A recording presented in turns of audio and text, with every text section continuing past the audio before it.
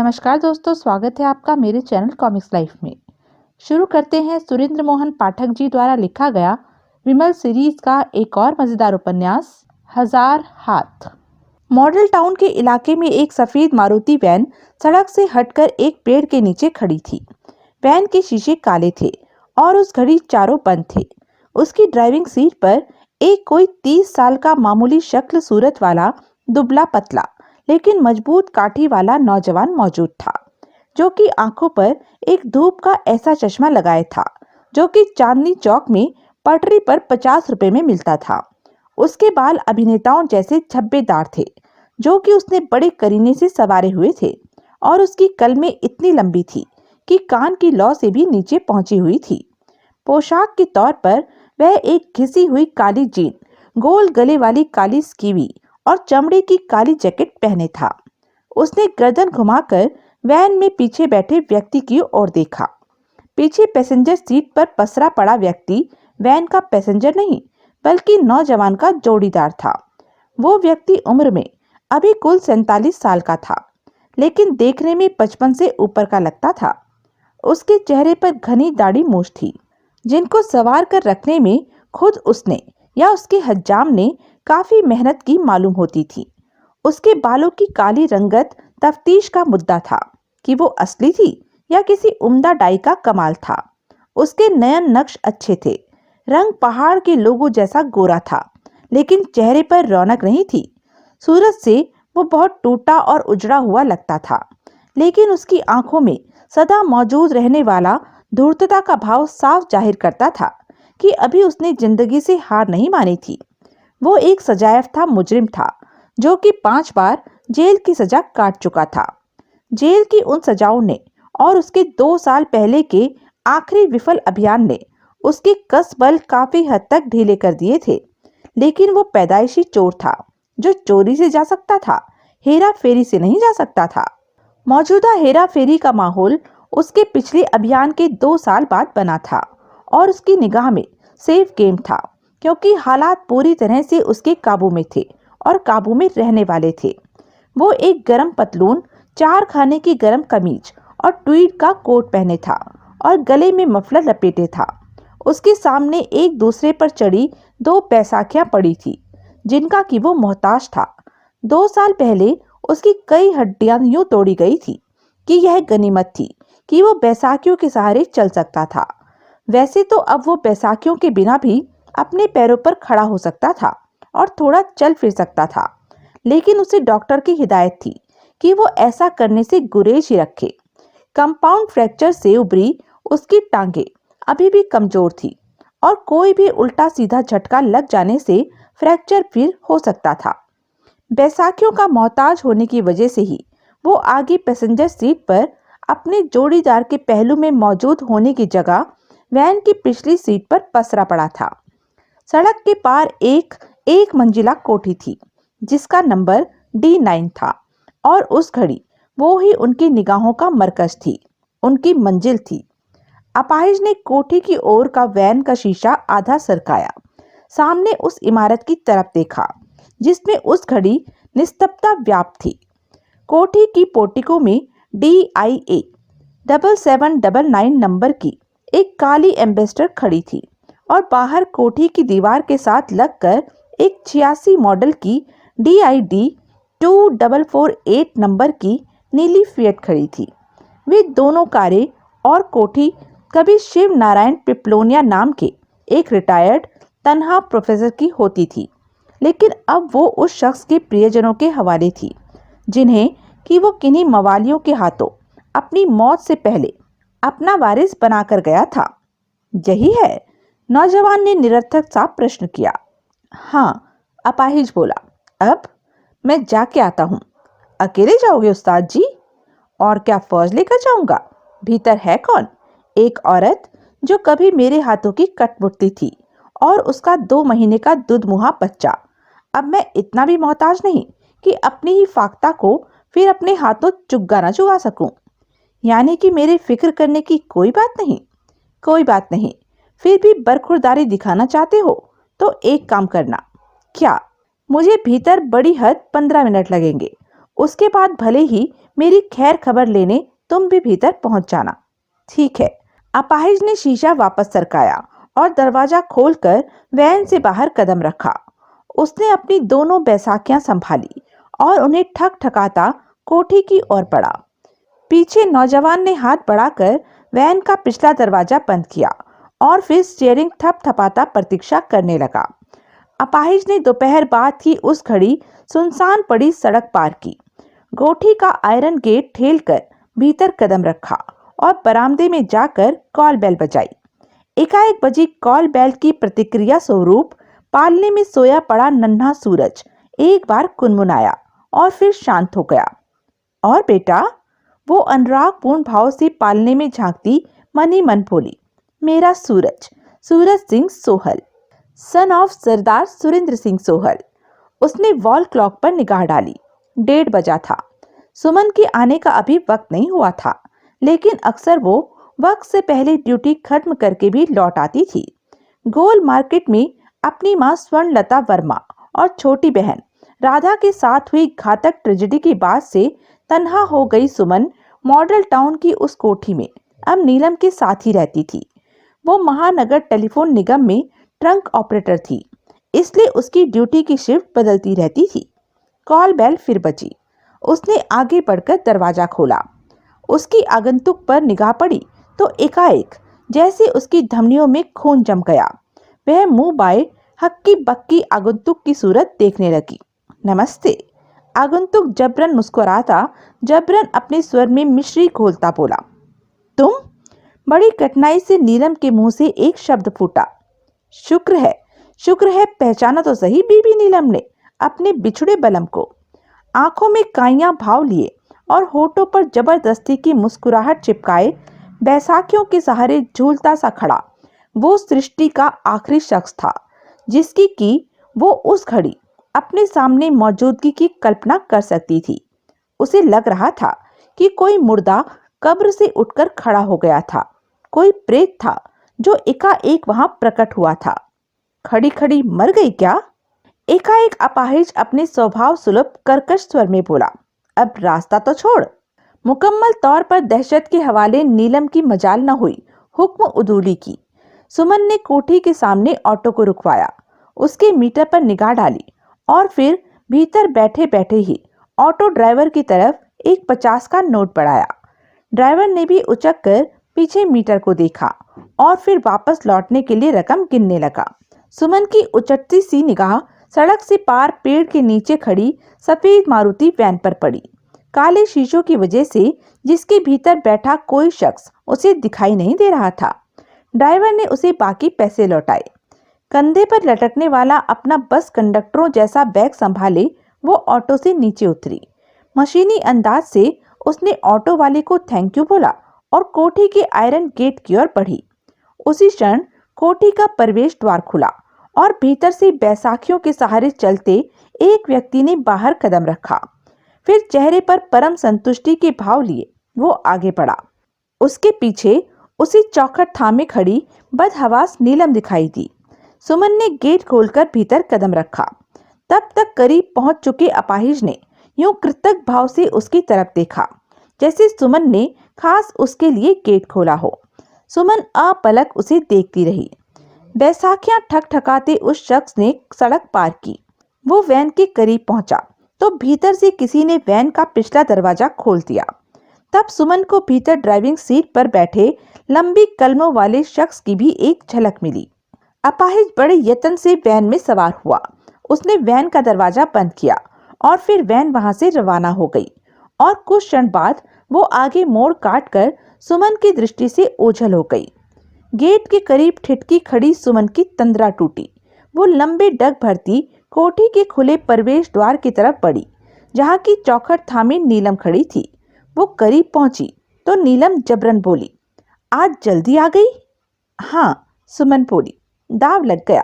कौन था ये आदमी? कौन आदमी? अरे वो लंगड़ा जो अभी अभी यहाँ से गया। वो कोई नहीं था। कोई नहीं था? मेरा मतलब है यूं ही कौल साहब का कोई वाकिफकार था जो मिलने आ गया था। पहले तो कभी नहीं आया था। इत्तेफाक की बात है। बड़ी अजीब शक्ल का आदमी था। देख के दहशत होती थी। नहीं नहीं, ऐसी कोई बात नहीं।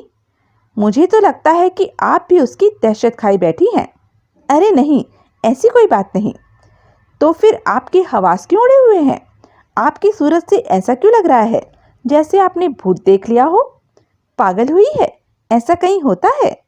लेकिन वो एक मामूली आदमी था। बाज लोगों की शक्ल होती ही डरावनी है, ऊपर से अपाहिज, टांगों से लाचार, बैसाखियों का मोहताज।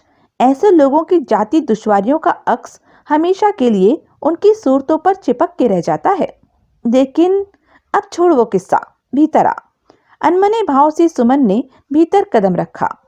अगले रोज सफेद मारुति वैन पिछले रोज के वक्त से 2 घंटे पहले मॉडल टाउन में अपने पिछले रोज वाले स्थान पर मौजूद थी।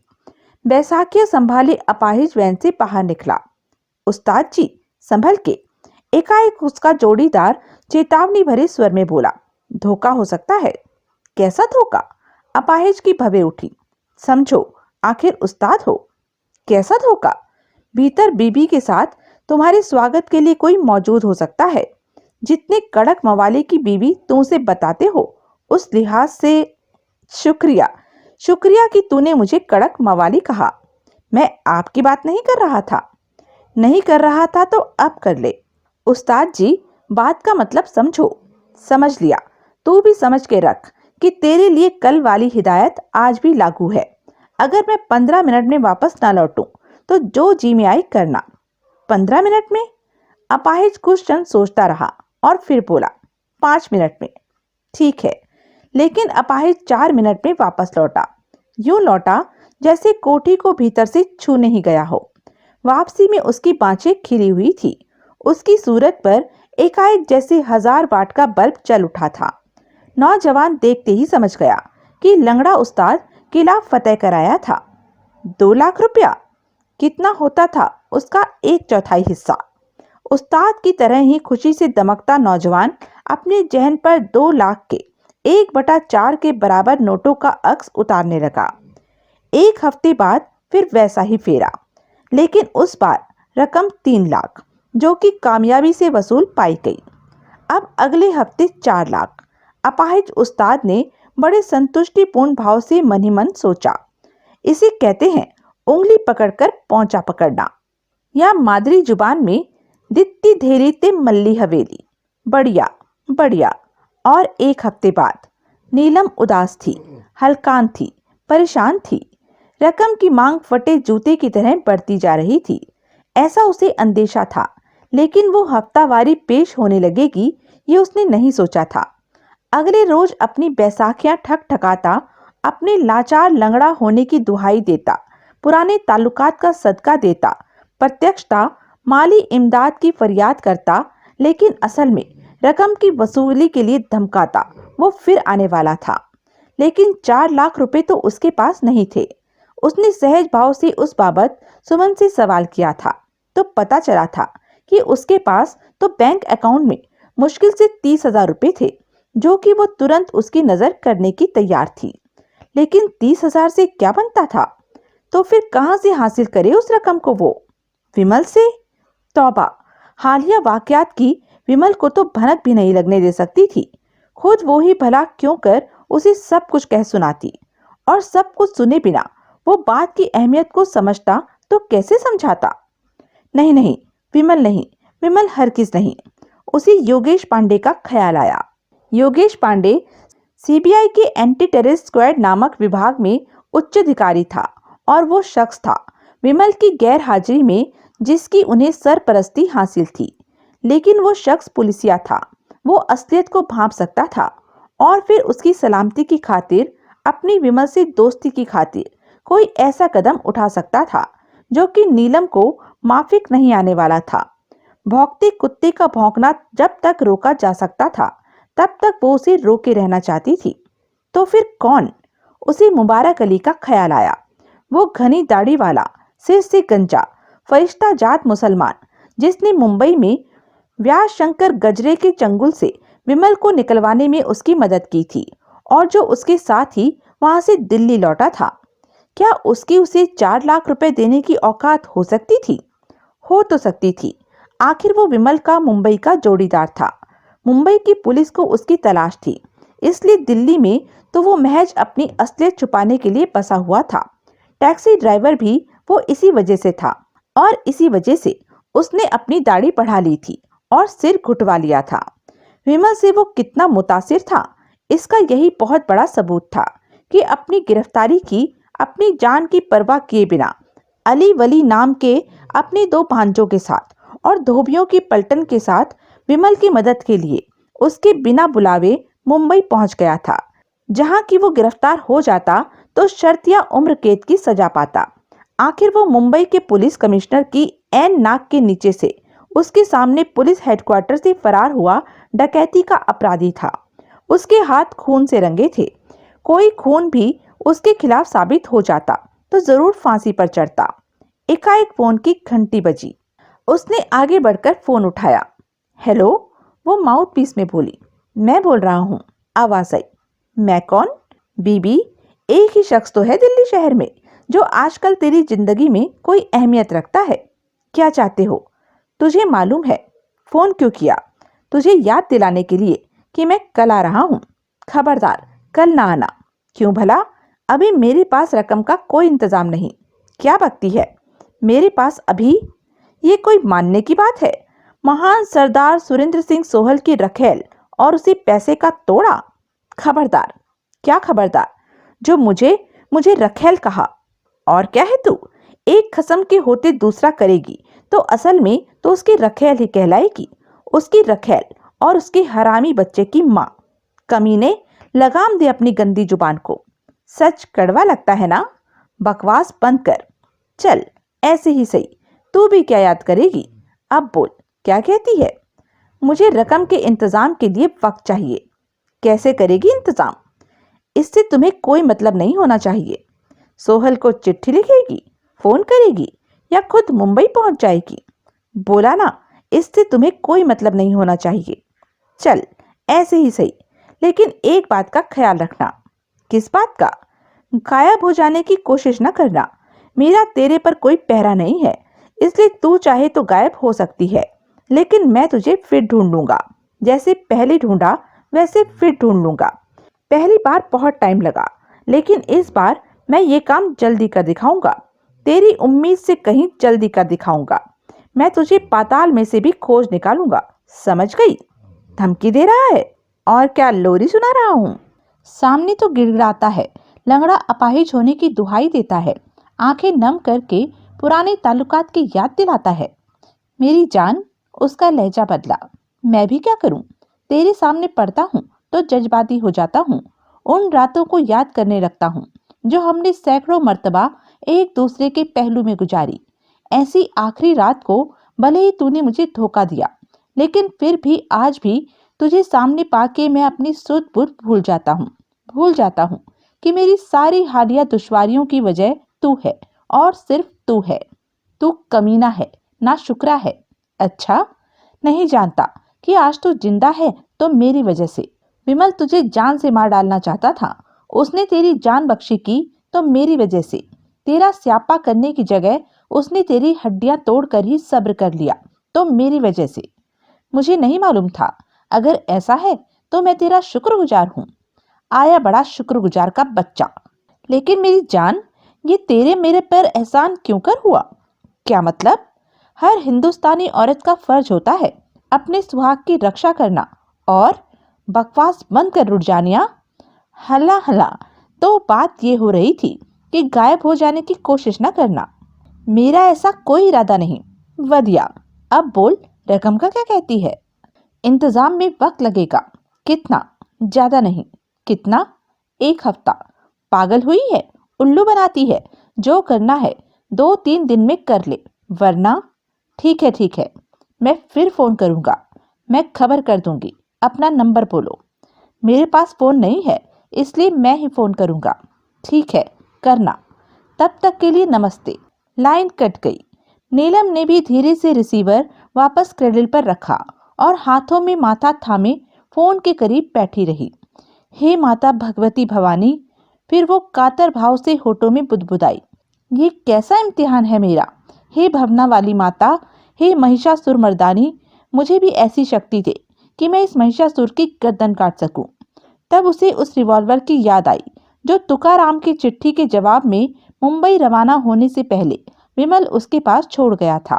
वो एक 38 कैलिबर की रिवॉल्वर थी जो पूरी भरी हुई थी और जिसकी अतिरिक्त गोलियां भी घर में मौजूद थी। जान से मार डालूंगी, पूरी की पूरी रिवॉल्वर कमीने के नापाक जिस्म में खाली कर दूंगी। लेकिन अभी नहीं। अभी कुत्ता फासले से भौंक रहा था, अदब से भौंक रहा था। हड्डी फेंकने पर चुप हो जाता था। ऐन सर पर सवार होकर भौंकने की धमकी देगा तो यही कदम उठाऊंगी।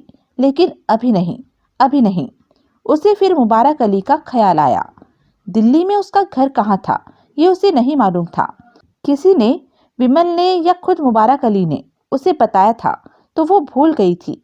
लेकिन इतना उसे याद था कि वो अभी भी दिल्ली में टैक्सी चलाता था और सुजान सिंह पार्क में स्थित 5 स्टार होटल एम्बेसडर का टैक्सी स्टैंड उसका पक्का ठिया था।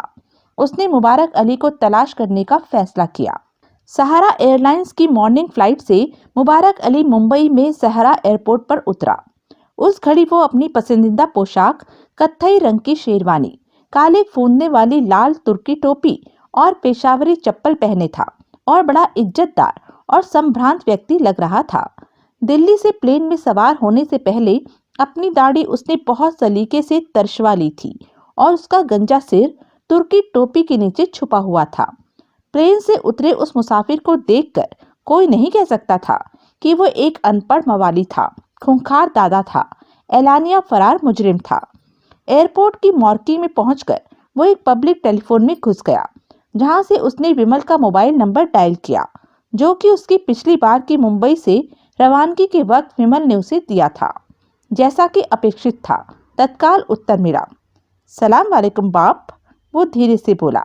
मैं मुबारक अली, इधर मुंबई में अभी पहुंचा, एयरपोर्ट से बोलता है। अरे, विमल का हैरानी भरा स्वर उसके कान में पड़ा। क्या हो गया? खैरियत तो है भी नहीं भी है। क्या मतलब? रूबरू होगा तो बताएगा।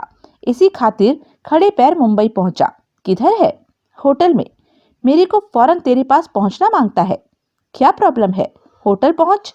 कोई रोकेगा तो नहीं, टोकेगा तो नहीं, पूछेगा तो नहीं कि बड़े साहब से क्यों मिलना मांगता था? मुबारक अली, मैं तेरे लिए साहब, और वो भी बड़ा, कब से हो गया? तो मैं पहुंचू उधर? हाँ, शाम डोंगरे तेरे को लॉबी में मिलेगा। वो तुझे सीधा मेरे पास ले आएगा। वो मुझे पहचान लेगा? हाँ, मैं पहुंचता है बाप। लेकिन माजरा क्या है? आके बताता है। बता नहीं आया तभी तो। वो क्या कहते हैं अंग्रेजी में? आनन फानन इधर पहुंचा, प्लेन में सवार होकर। तू मुझे सस्पेंस में डाल रहा है। 10 मिनट की बात है, मैं पहुंचा कि पहुंचा। ठीक है। मुबारक अली ने फोन को हुक पर टांगा और जाकर एक टैक्सी में सवार हो गया। होटल सी व्यू चल, वो बोला। वो तो आजकल बंद है, टैक्सी ड्राइवर बोला। पर तेरा मुंह खुला है। क्या? बंद कर ले, मक्खी घुस जाएगी। टैक्सी ड्राइवर हकबकाया, फिर उसका मुंह यूं बंद हुआ जैसे संदूक का ढक्कन बंद हुआ हो। बढ़िया। क्या बोलते हैं इसे अंग्रेजी में? अक्लमंद को इशारा। अब जब तक होटल ना आ जाए ऐसी ठोबड़ा बंद रहे। टैक्सी ड्राइवर ने सहमति में सिर हिलाया। उसने तत्काल टैक्सी को आगे बढ़ाया। संजीदा सूरत मुबारक अली पिछली सीट पर पसरकर बैठ गया। टैक्सी होटल सी व्यू पहुंची। कभी वो होटल अंडरवर्ल्ड डॉन महान राज बहादुर बखिया उर्फ काला पहाड़ की कंपनी के नाम से जानी जाने वाली ऑर्गेनाइजेशन का हेडक्वार्टर होता था। सोहल के हाथों बखिया के मारे जाने के बाद कंपनी का निजाम बखिया के एक खास ओहदेदार इकबाल सिंह के हाथों में पहुंचा था।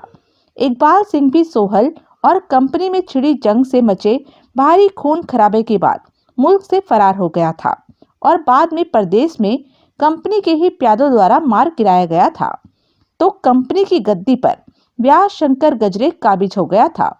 उसके निजाम में कंपनी और सोहल में जो आखिरी जंग छिड़ी थी, उसके दौरान उसने होटल को रेनोवेशन के बहाने बंद करा दिया था।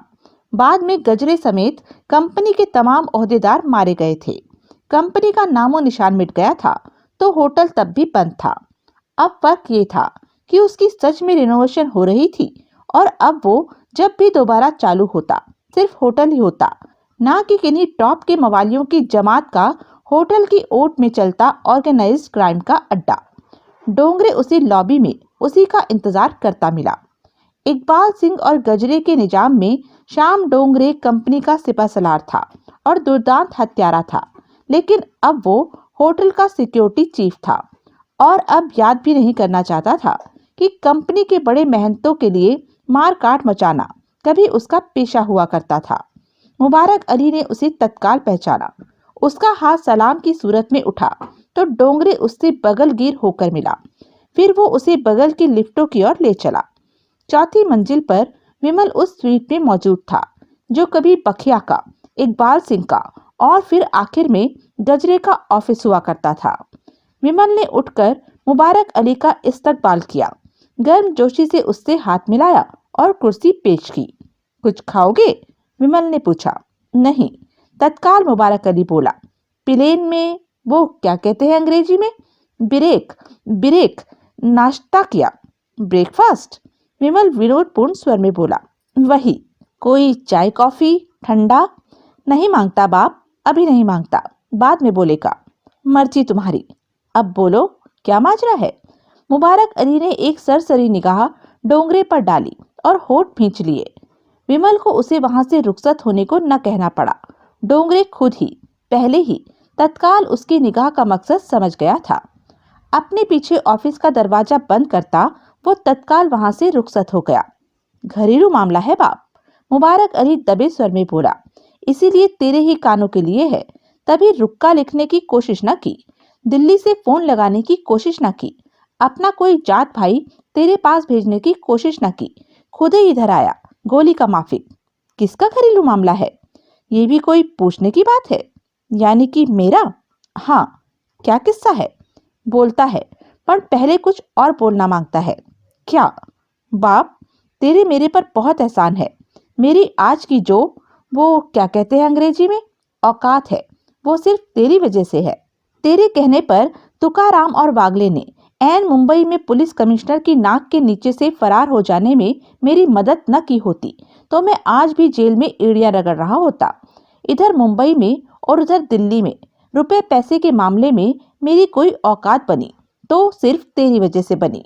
आज भी तो इस अदना मवाली को बराबरी का दर्जा देता है, तो ये वो क्या कहते हैं अंग्रेजी में तेरा बड़प्पन है।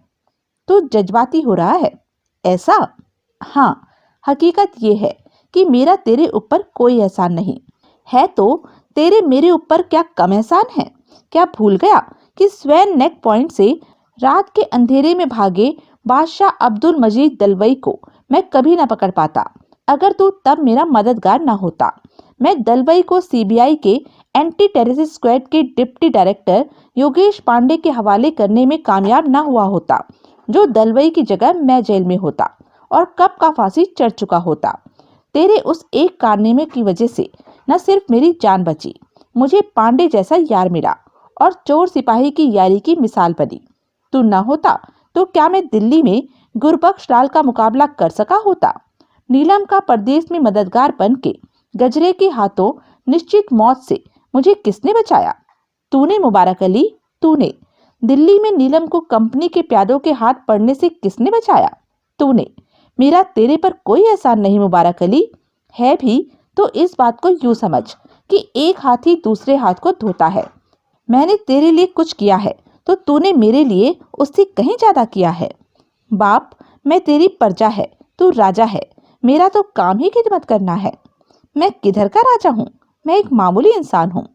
तू उन हजारों लाखों लोगों के दिल का राजा है जिन्होंने कंपनी का निजाम खत्म होने के बाद जिंदगी में पहली बार चैन का सांस लिया है। तू तो ये लिफाफेबाजी छोड़ मियाँ, यकीनन तू दिल्ली से महज मेरा गुणगान करने के लिए नहीं आया है। ऐसा तो नहीं है। तो फिर मतलब की बात बोल।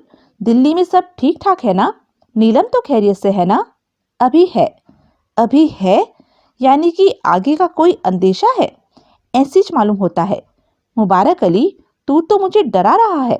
खुदा के वास्ते बात का खुलासा करके बोल और जल्दी बोल। बोलता है, पर एक बात फिर भी पहले बोलना मांगता है, समझा के बोलना मांगता है।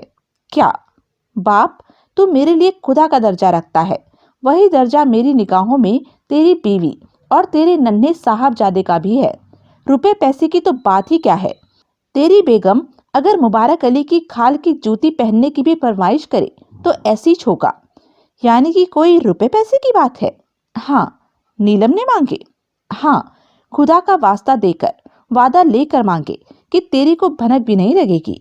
मैंने वादा खिलाफी की, लेकिन जो थोड़ी बहुत अकल अल्लाह ताला ने मुझे बख्शी है उसने यही गवाही दी कि वादा खिलाफी जरूरी थी। मेरा खुदा मेरी खता माफ करे। हालात का तेरी वाकिफियत में आना जरूरी था। कितने मांगे? पहले 4 लाख, अब 5 लाख और बड़ी रकमों की मांग के साथ ये सिलसिला आगे भी बढ़ सकता है। बड़े तो मुझे कोई एतराज नहीं। जब तक रोकड़ा मेरे पास है तब तक तो कोई वांदा ही नहीं है। उसके बाद भी मैं साला जिसके पास भी रोकड़ा देखेगा उसका गला काट के तेरी बेगम के लिए वसूल कर लेगा। पर जो हो रहा है वो खराब। क्या हो रहा है? सोच, कोई नीलम से रुपया ऐंठ रहा है। ऐसी ही मालूम होता है। कोई उसे, वो क्या कहते हैं अंग्रेजी में, बिलेक बिलेक ब्लैकमेल कर रहा है। बराबर बोला बाप। अगर ऐसा है तो ये सिलसिला यकीनन तेरे से रकम मांगने से पहले से चल रहा होगा। कैसे बोला बाप? नीलम के अपने पल्ले भी तो 4 पैसे थे। उनके चूक जाने से पहले तो वो ऐसी किसी माली इमदाद के लिए तुम्हारे पास नहीं पहुंचने वाली थी। एकदम बरोबर बोला बाप। 4 लाख कब दिए? 1 हफ्ता पहले, पिछले जुम्मे को।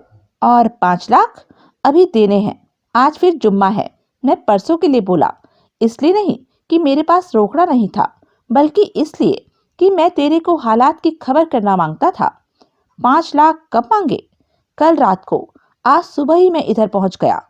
नीलम ने रकम की जरूरत की कोई वजह नहीं बताई, बल्कि रकम का जिक्र ही तब किया जबकि मेरे से वादा ले लिया कि मैं उसकी जरूरत की बाबत उससे कोई सवाल नहीं करूंगा।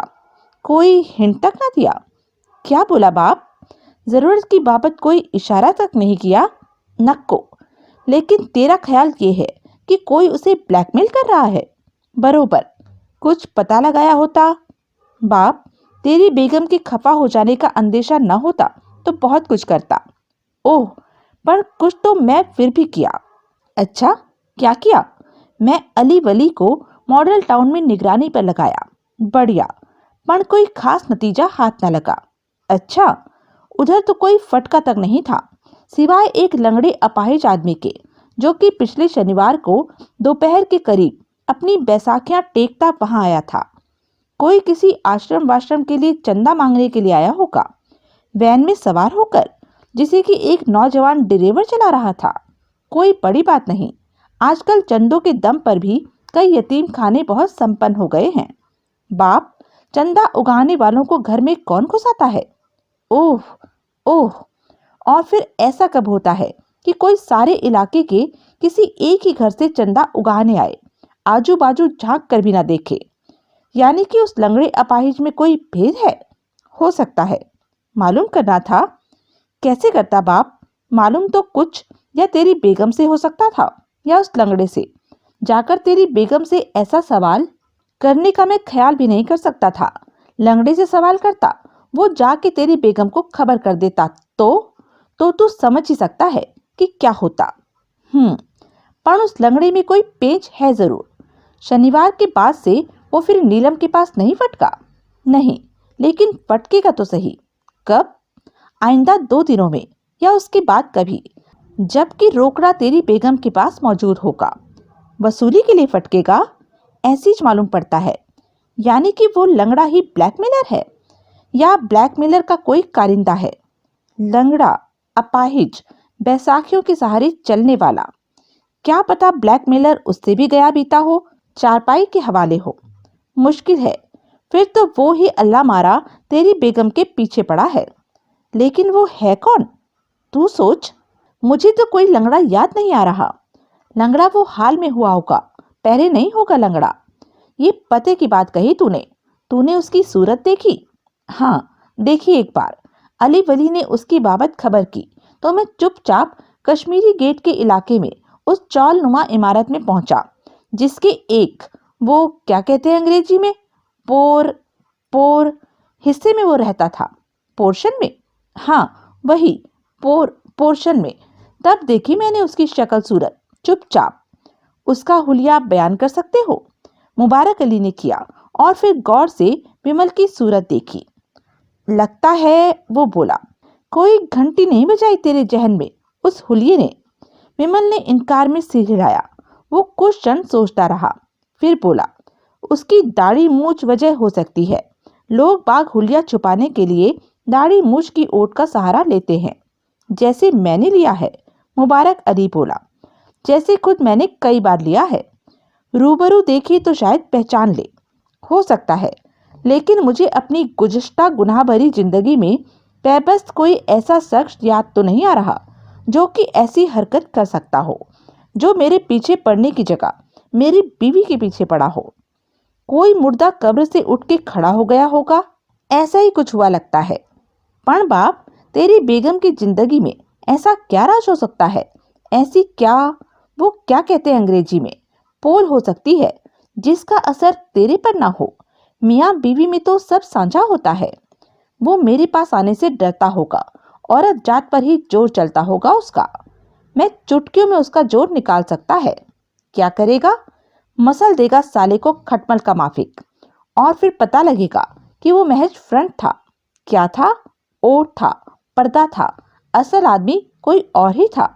ओह, पहले ये मालूम होना चाहिए कि कोई नीलम को किस बिना पर ब्लैकमेल कर रहा है। वो बात मालूम होनी चाहिए जिसके उजागर हो जाने के अंदेशे से नीलम खौफजदा है। कैसे मालूम होगी? मालूम किए से ही मालूम होगी। इधर बैठे बैठे ही? पागल हुआ है? दिल्ली जाना होगा, खामोशी से दिल्ली पहुंचना होगा, ऐसे कि नीलम को भी खबर ना लगे। बढ़िया, तो मेरे साथ ही चल रहा है? नहीं, मुझे इधर कुछ ऐसे काम हैं जिन्हें बीच में छोड़कर मैं खड़े पैर दिल्ली नहीं जा सकता। तो मैं कल शाम को या परसों सुबह पहुंचूंगा। मेरे दिल्ली पहुंचने से पहले नीलम को रकम न देना।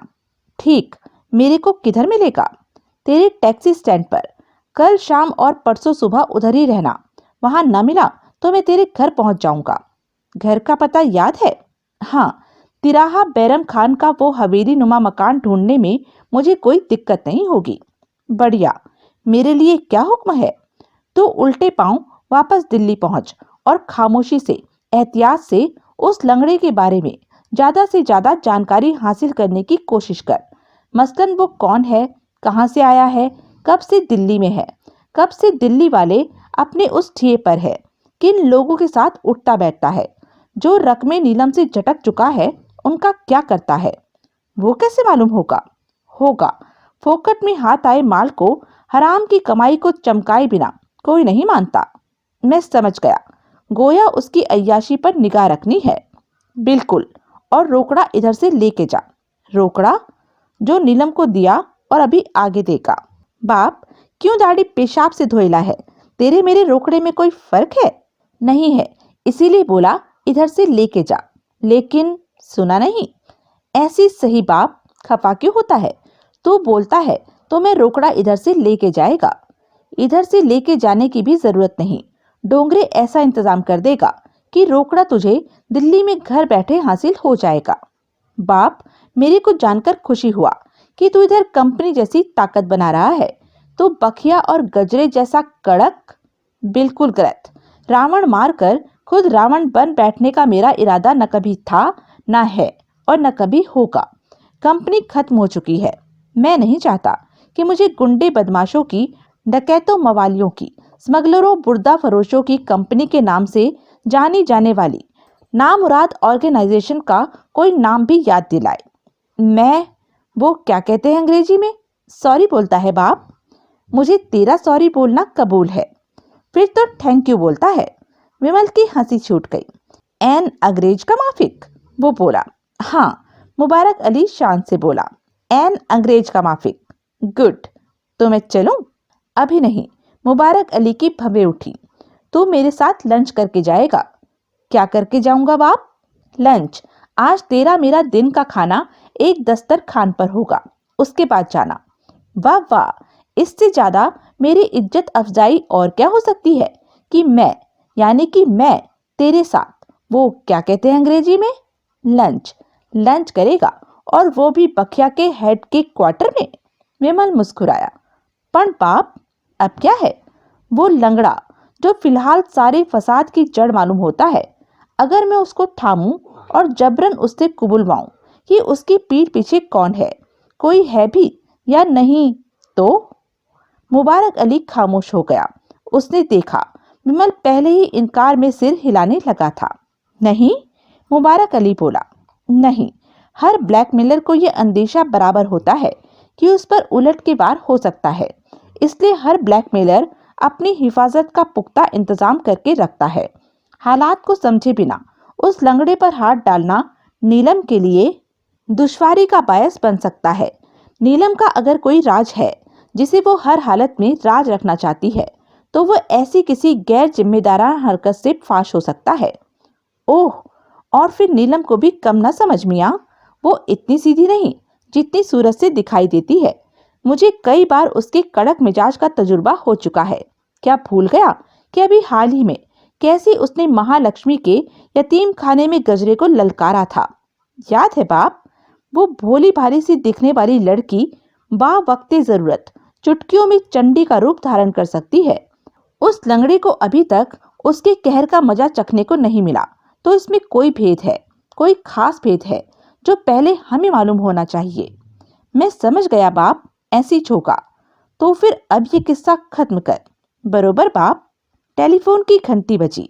ड्राइंग रूम में बैठी सुमन ने टीवी पर से निगाह हटाकर सोफे के करीब पड़े फोन की तरफ देखा। उस फोन की पैरेलल लाइन नीलम के बेडरूम में भी थी, इसलिए वो वहां से फोन उठाया जाने की प्रतीक्षा करने लगी। वो रविवार का दिन था और उस रोज उसकी अपनी ट्रंक ऑपरेटर की ड्यूटी से मुकम्मल छुट्टी थी।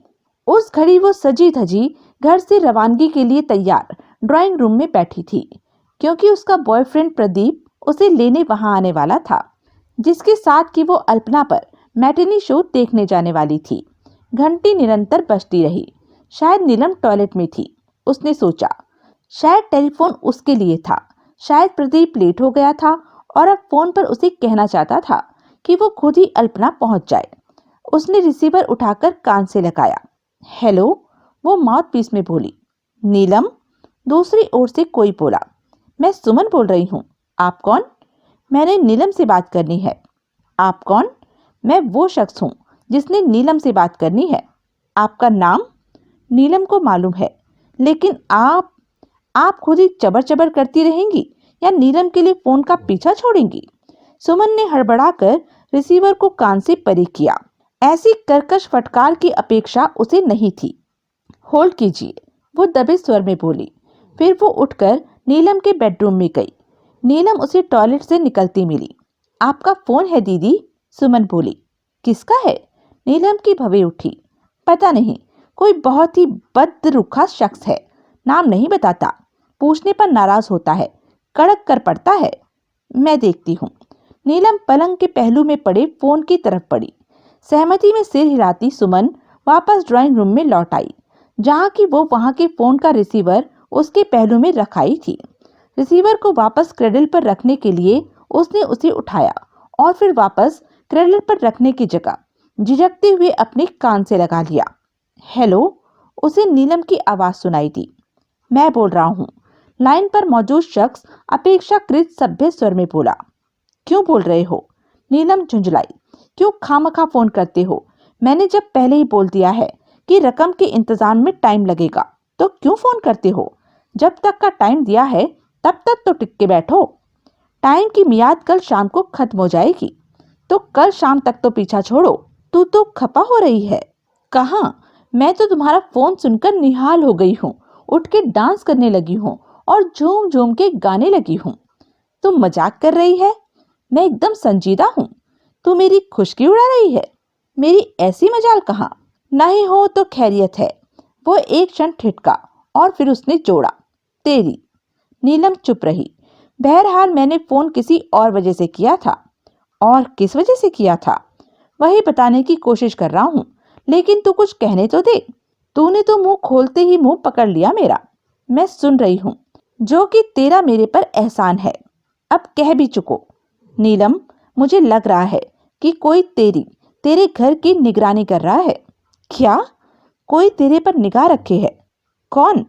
ये मुझे नहीं मालूम, लेकिन मुझे यकीन है कि ऐसा है और जरूर है। तुम्हें वहम हुआ है। भगवान करे ये वहम ही हो, लेकिन जब तक वहम साबित नहीं हो जाता मैं इसे नजरअंदाज नहीं कर सकता। कौन मेरी निगरानी करेगा? मैं क्या बोलूं? और क्यों करेगा ऐसा? मैं खुद हैरान हूं। तूने किसी के सामने मुंह तो नहीं फाड़ा? पागल हुए हो? तो फिर कुछ नहीं, सिवाय इसके कि तुम्हारे पाप कांप रहे हैं। बकवास मत कर और मेरी बात सुन। तुम्हारी ही सुन रही हूँ। नीलम, मैं आइंदा तेरे पास तो फटकने का ही नहीं हूँ, फोन भी नहीं करने का हूँ। फोन भी नहीं? हाँ, फोन भी नहीं। सुना है बड़े शहरों में लाइन टेप करके बीच में बात सुनने का भी इंतजाम होता है। तुम पागल हो। जो सुना है तेरे साथ जो लड़की है वो नौकरी ही टेलीफोन एक्सचेंज में करती है। वो मामूली ऑपरेटर है और वो भी ट्रंक एक्सचेंज में। वो किसी आम एक्सचेंज की कोई लोकल कॉल हो सकता है सुन सकती हो सकता है कोई जरिया हो जिसकी तुझे खबर नहीं, मुझे खबर नहीं। वो इस वक्त कहीं किसी एक्सचेंज में नहीं, घर पर है। इस वक्त घर पर है, हमेशा तो नहीं होती। जब एक्सचेंज की नौकरी बजा रही होती है तब तो घर पर नहीं होती। तब तो तुम्हारा सिर फिर गया है। हो सकता है, लेकिन मैं कोई रिस्क नहीं लेना चाहता, इसलिए रूबरू मुलाकात बंद, फोन कॉल बंद। तो फिर कैसे बीतेगी? मैं चिट्ठी भेजूंगा। कल शाम से पहले तुझे एक चिट्ठी मिलेगी जिसमें लिखा होगा कि रकम तूने कहाँ पहुंचानी है, कैसे पहुंचानी है, किसके जरिए पहुंचानी है। किसी के जरिए पहुंचानी है? हाँ, जैसे फिलहाल मैं तेरे पास नहीं फटकना चाहता, वैसे ही मैं नहीं चाहता कि तू भी मेरे पास फटके। क्यों? ताकि अगर वाकई कोई तेरी निगरानी कर रहा हो तो वो तेरे पीछे लगा मेरे तक न पहुंच जाए। तू घर बैठी होगी तो वो भी उधर मॉडल टाउन में ही टिका होगा। उसे उस शख्स के पीछे लगना नहीं सूझेगा जिसे तू अपनी जगह रकम के साथ मेरे पास भेजेगी। अब तूने ये जानने की कोशिश करनी है कि कौन तेरे पर निगाह रखे है। कोई होगा तो जानूंगी ना। वो जो कोई भी होगा तेरा भला चाहने वाला ही होगा, यानी कि तेरा वाकिफ होगा। लिहाजा तूने जिद करनी है कि वो अपनी उस हरकत से बाज आए। अव्वल तो ऐसा कोई है नहीं, है भी तो। नीलम, नीलम, जैसे मैं कहता हूँ वैसे कर, इसी में तेरी भलाई है। मेरी क्या भलाई है? हो सकता है कि अब ये किस्सा ही खत्म हो जाए। किस्सा ही खत्म हो जाए? कैसे? हो सकता है ये मेरी आखिरी मांग हो। पिछली बार भी तुमने यही कहा था। तो पीछे की छोड़, आगे की सोच। नीलम खामोश रही। अब बोल, रकम किसके जरिए पहुंचाएगी? मैं सोचूंगी इस बाबत। उस लड़की के बारे में क्या ख्याल है जिसका मैंने अभी जिक्र किया था और जिसका नाम शायद सुमन है? बोला ना, मैं सोचूंगी इस बाबत। लेकिन बके जाओ। ठीक है, अब मेरी चिट्ठी का इंतजार करना और जो हिदायत उसमें लिखी हो उन पर अमल करना। अच्छा। संबंध विच्छेद हो गया। सुमन ने रिसीवर वापस ग्रिल पर रख दिया और टेलीफोन से परे हट गई। कुछ क्षण बाद नीलम ने ड्राइंग रूम में कदम रखा। किसका फोन था? सुमन सहज भाव से बोली। किसी का नहीं, नीलम ने अनमने स्वर में उत्तर दिया। किसी का नहीं? मेरा मतलब है कोई खास फोन नहीं था, यूं ही कोई वाकिफकार था। भाई साहब का? क्या? कोई कौल साहब का वाकिफदार था? हाँ, वही शख्स जो कुछ दिन पहले यहाँ खुद भी आया था। वो अपाहिज जो बैसाखियों के सहारे चलता था, जिसकी शक्ल विकराल थी और आंखों में काइयापन था। अरे नहीं, वो नहीं। तो फिर कौन? तू क्यों इतने सवाल पूछ रही है? नीलम झुंझलाकर बोली। कोई खास वजह नहीं। तो फिर खत्म करिए किस्सा। ठीक है। सुमन खामोश हो गई। वो रकम की बाबत सवाल करना चाहती थी लेकिन कर नहीं सकती थी, क्योंकि तब ये बात उजागर हो जाती कि उसने उस टेलीफोन कॉल को पैरेलल लाइन पर बीच में सुनने की गुस्ताखी की थी। शाम 5 बजे विमल दिल्ली पहुंचा। दिल्ली के लिए सुबह की फ्लाइट वो नहीं पकड़ सका था और वो फ्लाइट भी वो काफी दौड़ धूप के बाद ही पकड़ पाया था। एयरपोर्ट से एक टैक्सी पर सवार होकर वो एम्बेसडर होटल पहुंचा। उसने होटल में कदम रखा, कुछ देर लॉबी में बैठा और फिर बाहर निकल गया। वो करीबी टैक्सी स्टैंड पर पहुंचा। गनीमत थी कि मुबारक अली वहां मौजूद था। दोनों की निगाहें मिली तो विमल वहां से रुख बदल कर बाहर सड़क पर आ गया और लापरवाही से एक और चलने लगा। कुछ क्षण बाद मुबारक अली की टैक्सी उसके करीब पहुंची। मुबारक अली ने हौले से हॉर्न बजाया और टैक्सी रोकी। विमल तत्काल टैक्सी की पिछली सीट पर सवार हो गया। टैक्सी आगे बढ़ चली। कहीं रोक, विमल बोला, ऐसे बातचीत नहीं हो पाएगी। मुबारक अली ने सहमति में सिर हिलाया। सुबह नहीं पहुंचा बाप? फिर वो बोला, बस नहीं ही पहुंच पाया। विमल बोला, कोशिश तो बहुत की थी, लेकिन उसने असहाय भाव से कंधे उचकाए।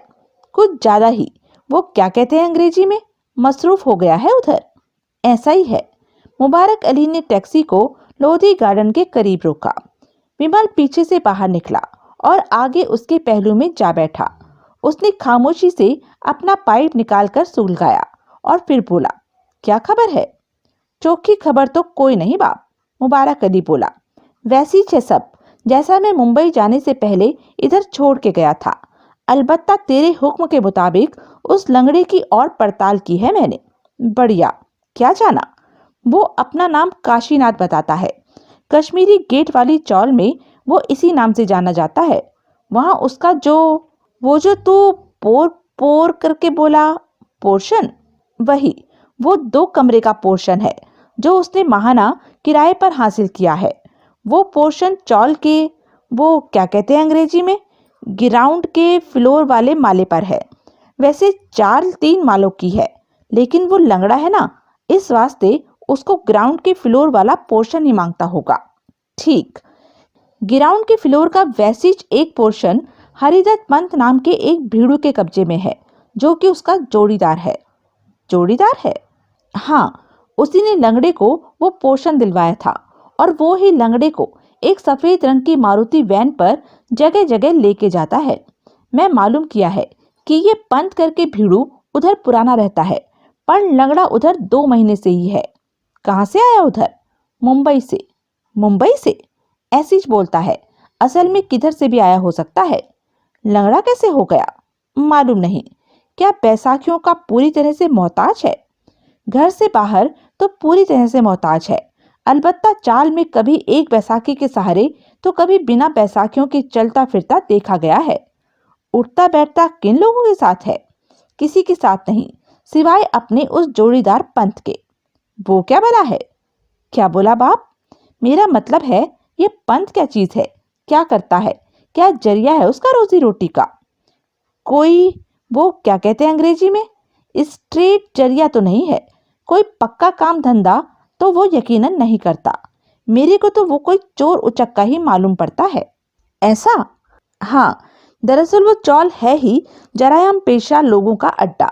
मेरे को तो वहां रहते तमाम के तमाम लोग, अकेले रहने वाले भी, और वो क्या कहते हैं अंग्रेजी में, कुनबे के साथ रहने वाले भी, सब चोर चोर मौसेरे भाई ही लगे। कुछ क्षण खामोशी रही। विमल बड़ी संजीदगी से पाइप के कश लगाता रहा। और क्या करता है लंगड़ा? फिर वो बोला, क्या बोला बाप? मैंने मुंबई में कहा था कि फोकट में हाथ आए माल को, हराम की कमाई को चमकाए बिना कोई नहीं मानता। मेरा सवाल ये है कि लंगड़ा मानता है या नहीं? नहीं, मुबारक अली ने खींसी निपोरी। वो भी नहीं मानता। क्या करता है? अय्याशी, अय्याशी करता है। किस किस्म की? रंडीबाजी, रंडीबाजी की किस्म की। अच्छा? हाँ, अल्लाह मारा, झोल झाल, खस्ता हाल, काबिले हरम सूरत भीड़ू है, लेकिन टॉप की बाई की सोहबत करता है। चंद घंटों के 20,000 तक लेने वाली, वो क्या कहते हैं अंग्रेजी में, बुलाने से आने वाली छोकरी के साथ सोता है। Call girl? वही, कॉल वाली गर्ल। दिल्ली की ऐसी हाई क्लास कॉल गर्ल से वो वाकिफ है? बाप, रोकड़ा अंटी में हो तो ऐसी वाकिफियत बनाने में क्या वांदा है? ये भी ठीक है, ये रोज का चक्कर है उसका, तकरीबन रोज का। वो ही मसरूफ हो या मूड में ना हो तो बात दूसरी है, वरना रोकड़े की वजह से कोई परेशानी नहीं। कैसे होगी? क्या पता कितना माल झटक चुका है वो नीलम से। बरोबर बोला बाप। जाता एक ही कॉल गर्ल के पास है या नित नई सहेली ढूंढता है? ये तो मालूम नहीं है। मालूम करना सूझा भी नहीं। अब मालूम करना बरोबर करेगा। और फिलहाल तो और कुछ नहीं। डोंगरी की भेजी रकम मिल गई? चौकस मिल गई। नीलम ने रकम के लिए रिमाइंड नहीं कराया? क्या नहीं कराया? याद नहीं दिलाया? अच्छा, वो नहीं, नहीं दिलाया बाप। मैं आज शाम तक का बोल के रखा। तेरी बेगम इस बाबत कुछ बोलेगी तो कल सुबह बोलेगी।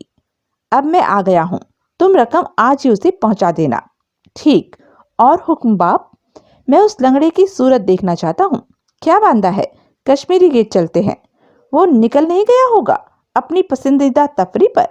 अभी नहीं। वो कॉल गर्ल को अपने पास बुलाता है या खुद उसके पास जाता है? बाप, उस सड़ेली चाल में कोई, वो क्या कहते हैं अंग्रेजी में, फैंसी बाइक कदम डालेगी, वो भी चंद घंटों का 20,000 रुपया वसूल करने वाली। यानी कि वो ही जाता है। हाँ। कहाँ? कभी किसी बड़े होटल में, कभी किसी, वो क्या कहते हैं अंग्रेजी में, प्राइवेट थिए पर, जैसे कोई कोठी, कोई फ्लैट वगैरह। फिर तो वो हर बार किसी नई लड़की के साथ ही तफरी करता होगा। वो किसी एक ही कॉल गर्ल का स्टेडी क्लाइंट होता तो ठिया भी एक ही होता। मैं मालूम करेगा बाप। ठीक है, अब चल। बाप, तू पीछू बैठ। ऐसे ही ठीक है। नहीं, ऐसे ही ठीक। पैसेंजर को टैक्सी में पीछू ही होना मांगता है। अरे, मैं पैसेंजर नहीं हूँ, पब्लिक के वास्ते पैसेंजर है। उधर कश्मीरी गेट पहुंचेगा तो कोई, वो क्या कहते हैं अंग्रेजी में, नोट करेगा। ओह। विमल टैक्सी से निकला और जाकर पिछली सीट पर बैठ गया। तत्काल मुबारक अली ने टैक्सी आगे बढ़ाई। चौल एक बहुत बड़ी 3 मंजिला इमारत निकली। उसके बीच में एक बहुत बड़ा मेहराबदार फाटक था, जिसकी सूरत बताती थी कि वो हमेशा खुला रहता था। फाटक से आगे एक हॉल कमरा था, जिसमें बैठने के लिए एक बेंच और कुछ कुर्सियां पड़ी थी। हॉल में दाईं ओर एक लंबा काउंटर था, जिस पर मैनेजर लिखी एक तख्ती टंगी हुई थी। काउंटर के पीछे कुर्सी पर एक अधेड़ उम्र का व्यक्ति बैठा कोई फिल्मी पत्रिका पढ़ रहा था। उसके पीछे एक बोर्ड लगा हुआ था, जिस पर लिखा था, यहाँ रोजाना, हफ्तावारी और माहाना किराए पर कमरे मिलते हैं। फाटक से बाहर सड़क के पार मुबारक अली की टैक्सी मौजूद थी। इधर वो एक ही टेलीफोन है, मुबारक अली धीरे से बोला, जो कि उस रिसाला पढ़ते भीड़ू के सामने, वो क्या कहते हैं अंग्रेजी में, फट्टे पर पड़ा है। किसी का फोन आए तो उसे इधर ही आकर सुनना पड़ता है। बुलाने कौन जाता है? विमल बोला, यही आदमी जो काउंटर के पीछे बैठा है। नक्को, वो फाटक के पहलू में चाय की दुकान है ना? है। वो उधर से छोकरे को बुलाता है। जिसका फोन आया हो उसका बुलाने जाने का काम चाय वाले का छोकरा करता है। उसे इस काम का 1 रुपया मिलता है। छोकरा न हो तो वो फोन पर नक्की बोल देता है, या संदेशा छोड़ने को बोल देता है, या बाद में फोन करने को बोलता है। फोन का जिक्र क्यों? बाजू में एक पब्लिक के लिए टेलीफोन है। मैं उधर से सिक्का डालकर चौल का फोन लगाता हूँ और काशीनाथ को मांगता है। काशीनाथ फोन सुनने को आएगा तो तू उसका थोबड़ा देखना। टैक्सी में से ही? नहीं, भीतर जाके बैठ। उधर जाके बैठने पर कोई पाबंदी नहीं है। ओह। विमल टैक्सी से निकला। उसने पाइप बुझाकर जेब में रख लिया और लापरवाही से टहलता हुआ फाटक की ओर बढ़ा। उसने हॉल कमरे में कदम रखा तो मैगजीन पढ़ते व्यक्ति ने उसकी तरफ आंख तक न उठाई। वो एक कुर्सी पर जा बैठा। उसने करीब एक टेबल पर पड़ा अखबार उठाया और उसे अपने सामने तान लिया। वो प्रतीक्षा करने लगा। 2 मिनट बाद फोन की घंटी बजी। मैगजीन पढ़ते व्यक्ति ने बिना मैगजीन पर से निगाह हटाए फोन उठाकर कान से लगाया। उसने एक क्षण फोन सुना और फिर रिसीवर को फोन के पहलू में काउंटर पर रख दिया। कालू, वो गला फाड़कर चिल्लाया। चाय की दुकान में से एक 12-13 साल का मैला कुचैला छोकरा निकला और लपक कर हॉल में काउंटर पर पहुंचा। 7 नंबर से काशीनाथ को बुला कर ला। छोकरा सहमति में सिर हिलाता दाएं विंग के लंबे गलियारे में दौड़ चला। 2 मिनट बाद एक बैसाखी के सहारे चलता कथित काशीनाथ वहां पहुंचा। विमल ने अखबार की ओट से गौर से उसकी सूरत देखी, लेकिन वो ज्यादा देर उसकी सूरत देखता न रह पाया। टेलीफोन की तरफ बढ़ते वक्त लंगड़े की उसकी तरफ पीठ हो गई। विमल बड़ी धीरज से प्रतीक्षा करने लगा। आखिर अभी उसने लौट के भी तो जाना था। लंगड़े ने रिसीवर उठाकर कान से लगाया। फिर उसके चेहरे पर वितृष्णा के भाव आए और उसने रिसीवर वापस क्रेडल पर पटक दिया। क्या हुआ? मैगजीन पढ़ता व्यक्ति सकपकाया सा बोला। लाइन कटी पड़ी है मैया बे। लंगड़ा बोला, डायल टोन आ रही है। विमल के कान खड़े हो गए। वो तन कर बैठ गया। सूरज से पहले उसने उस शख्स को आवाज से पहचाना। लाइन को लंबा होल्ड किया जाए तो अक्सर हो जाता है ऐसा। मैगजीन पढ़ता व्यक्ति बोला, अभी यहीं रुके रहो, कॉल फिर आएगी। लंगड़े का सिर सहमति में हिला। वो भुनभुनाता सा काउंटर का सहारा लिए वहां खड़ा रहा। तो यह थी अब तक की कहानी। आगे की कहानी जानने के लिए बने रहें मेरे साथ। और हाँ, मेरे चैनल को लाइक, शेयर और सब्सक्राइब करना ना भूलें। और कमेंट करके ज़रूर बताएं कि यह वीडियो आपको कैसा लगा।